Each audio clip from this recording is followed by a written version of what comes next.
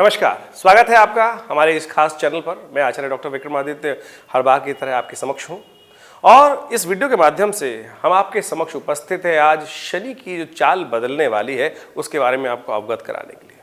देखिए धनु राशि वालों, आपके जो कष्ट वाले दिन थे वो तो चले गए, अब समय आ गया है भाग्योदय होने का।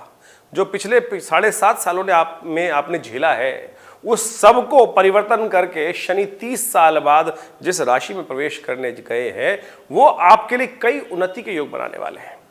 और शनि जो 17 जनवरी को अपनी राशि से परिवर्तन कर कुंभ राशि में, मकर राशि से निकलकर कुंभ राशि में गए तो आपकी तो 7.5 समाप्त हो ही गई।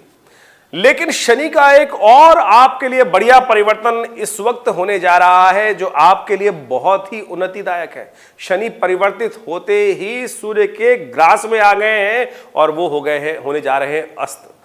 30 जनवरी से लेकर 5 मार्च तक का जो समय रहेगा वो आपके लिए हम कहें ऐसा रहेगा कि शनि प्रभावशील हो जाएंगे और आपको बहुत जबरदस्त तरीके से उन्नति के योग बनाने वाले हैं। ये बहुत बढ़िया समय आपके लिए आने वाला है।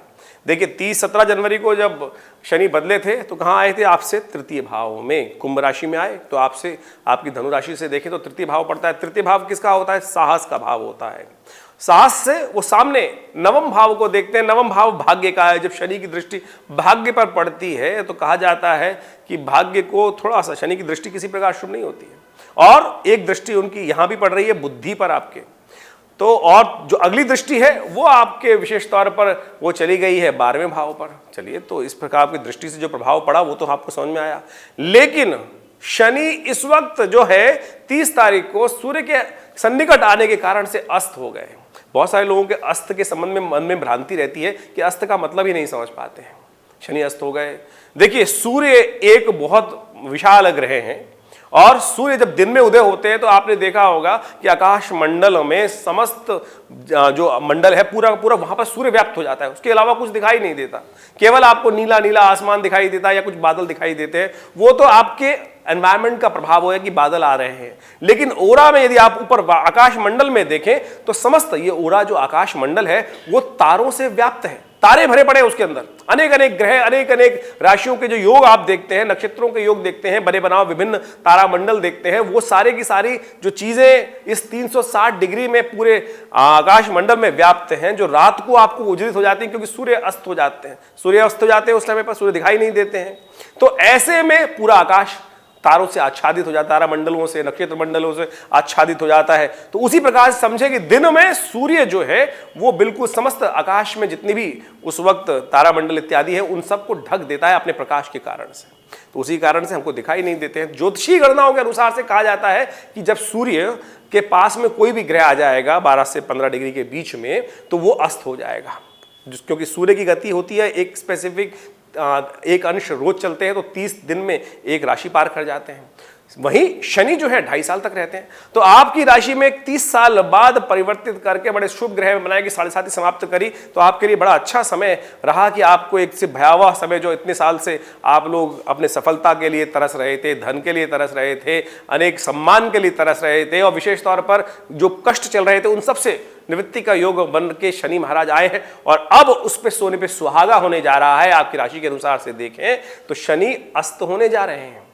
आपके भाग्य में तो थोड़ी लुटपुहाट थी, वो 1 महीने 35 दिन तक के लिए ऐसा रहेगा कि बहुत जबरदस्त लाभ प्राप्त कर सकते हैं, बहुत बढ़िया योग बना सकते हैं शनि आपके लिए इन आने वाले 35 दिनों में। यानी समझ लीजिए 30 जनवरी से लेकर करीब करीब 5 मार्च तक का जो समय है आपके लिए बहुत बढ़िया है। आपको ऐसे समय को हाथ से नहीं जाने देना चाहिए। जो भी आप कार्य करने का सोच रहे हैं उसको तुरंत करने का प्रयास करें, क्योंकि शनि इस वक्त आपके तृतीय भाव में चल रहे हैं और जो साहस का प्रतीक है उसमें थोड़ी सी द्वंद्वता देते हैं, थोड़ा सा कमी लाने का योग बनाते हैं, थोड़ा आलसी बना देते हैं आपको, वहीं भाग्य को सुला देते हैं। क्योंकि शनि की दृष्टि भाग में पड़ रही है तो जब शनि हो जाएंगे अस्त तो आपके लिए बढ़िया समय ऊपर हो जाएगा। तो हम आपको समझाने का प्रयास करें, ज्योतिष यही विज्ञान है कि आपको बताता है कब समय आपका अच्छा है, कब आपको चोट मार देनी चाहिए। वो कहा पुरानी कहावत है ना कि लोहा लोहा गर्म है, चोट मारोगे तो बहुत जल्दी से आपका कार्य संपादित हो जाएगा। तो ये समय है आपके लिए, जो भी आप कार्य कर रहे हैं उसमें पूरी तरह से तटस्थता के साथ काम पे लग जाइए।